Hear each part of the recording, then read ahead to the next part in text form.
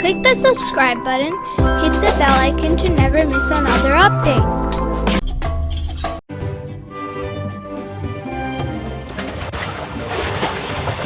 In ancient times, Namrud governed the land of Babylon. Because Namrud was a pagan, he had ordered to build a great temple to heap their idols.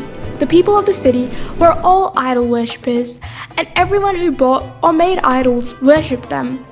In this city, a young man lived with the name of Ibrahim.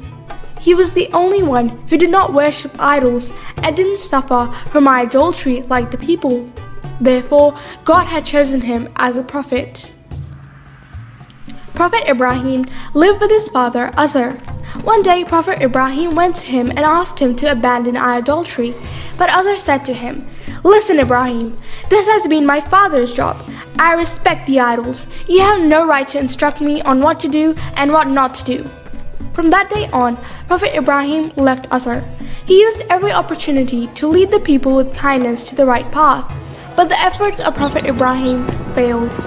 People knew that the words of Prophet Ibrahim were correct, but they did not believe in God until Prophet Ibrahim finally finished drawing a plan and waited. One day, the people of Babylon were celebrating outside the city. On this day, the people would come out of the city, and they would celebrate and dance until dawn. On that day, Prophet Ibrahim became ill and stayed in the city. Then he waited for all the people to leave the city. He quickly took off his hammer from its hook and went to the temple of the idols, destroying the idols one after the other and throwing them onto the ground, keeping only the great idol healthy and putting his axe on his shoulders. He left the great idol and returned home. Near dawn, the people returned to the city and went straight to the temple of the idols. Suddenly, they saw that their idols, apart from the great idol, were broken and fragmented. The people of the city understood what happened. They were frightened. They gathered in front of the castle of Namrud.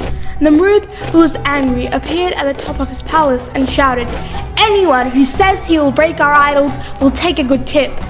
At this moment, one of the people in the crowd shouted, "No one has been in the city except Ibrahim.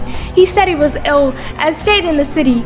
Another idolist said, "Truly, it is likely to be Ibrahim's work, because he always told us that the stone and wood would not be spared."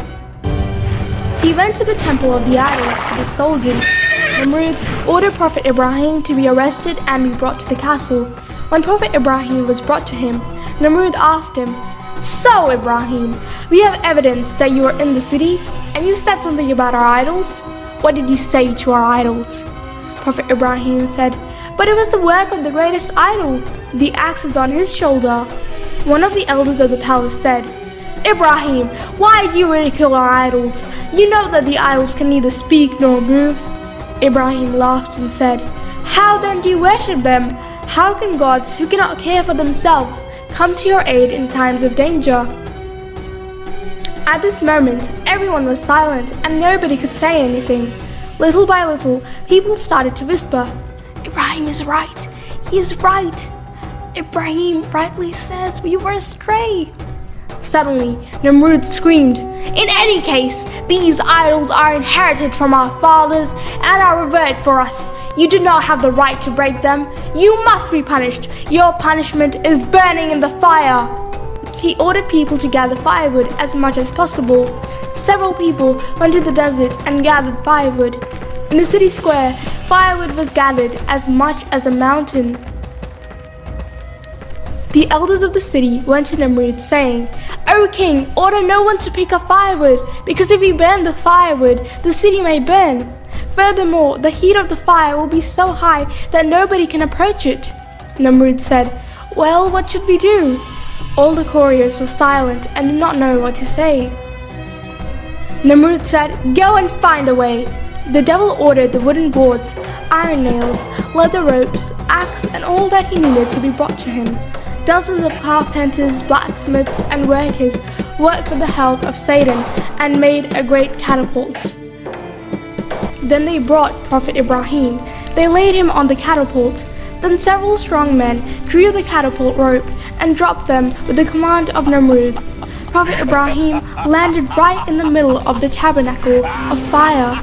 People were silent in terror, but with a laugh from Namrud and Satan they rejoiced. "Everyone be silent!